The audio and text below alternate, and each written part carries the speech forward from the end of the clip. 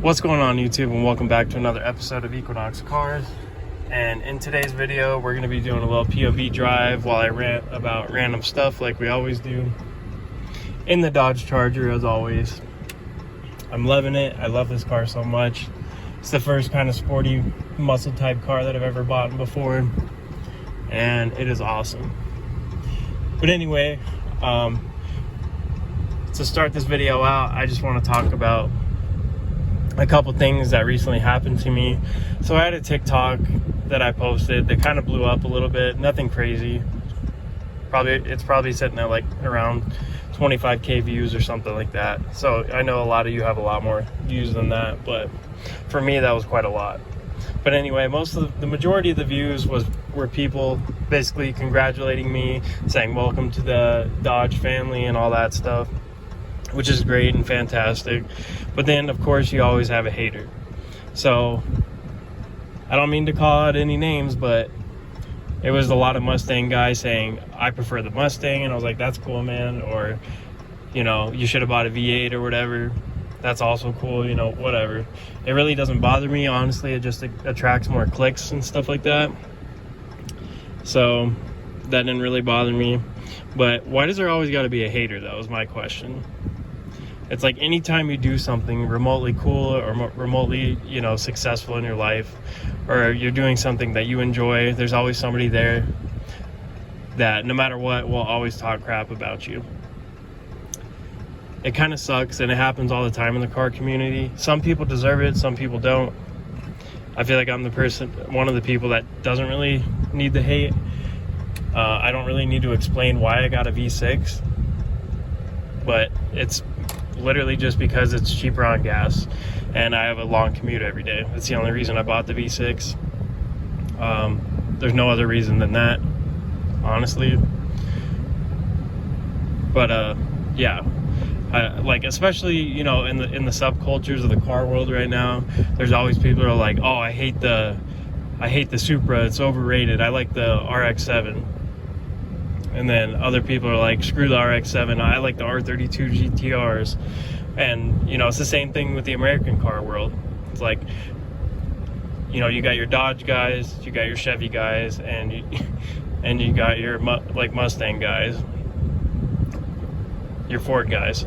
So, you know, I guess the hate isn't the bad thing, you know. I mean, cars are literally, you know, fast cars are meant for competition, technically, if you think about it, or getting from point A to point B, but who can do it faster, I guess. So there's nothing wrong with competition, but I just don't understand why people have to hate on each other for no reason. You know, and it's always somebody who doesn't even have a car or have a cool car. Like, for an example, people telling me I should have got a V8, or I should have got this, or I should have got that, and then it ends up I look at their page and they don't even own a car, or they do own a car but it's like a Toyota Camry or something, and it's like, okay, you know, you can't really talk because you don't even have a charger, like a regular charger. So, you know what I mean? But it's funny too, because the people who actually have the Hellcats and the Scat Packs and stuff like that, they were saying congratulations, bro, and all that. So it's just funny how things work. But another thing I wanted to talk about today was I'm looking for a winter car. I'm gonna start saving for that soon. I've been looking at trucks and SUVs. Of course, I'm gonna stay American. Let me know down below if you guys want me to stay with Dodge for the winter beater, or if you guys want me to get a Chevy, because those are the two I'm really looking at. I had an F-150 and my turbo blew out on me. I could have got it fixed, but I've already fixed like 6 different things on it. Had to take it in the shop to get repaired because it was like transmission leaking, and, you know,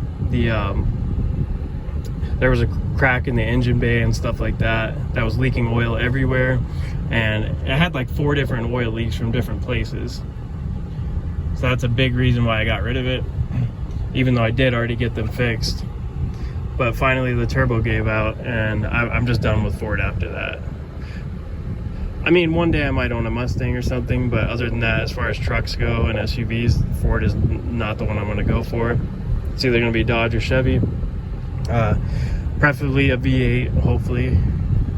So that's what I'll be looking out for next, is a big V8, hopefully SUV. I think that would be sick. We can straight pipe it or something, because, you know, once I have a little bit more money to finance 2 cars, this one and another one, once I'm making a little bit more, then, well, you know, then I can get something even nicer. But for right now, the 2 that I'll be driving is those. So yeah, it'll just be something to beat on, and you know, in the time being, in the winter time. But anyway, you guys, enough of the rant. Thank you guys so much for watching. That was a small little 5-minute POV drive for you guys in the Charger.